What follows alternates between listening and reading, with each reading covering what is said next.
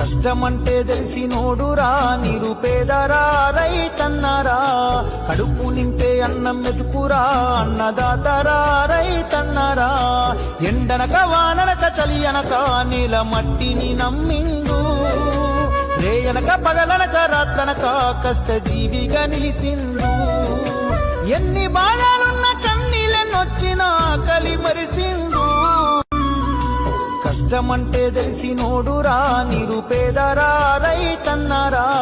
కడుపు నింపే అన్నం మెతుకురా అన్నదాతరా రైతన్నరా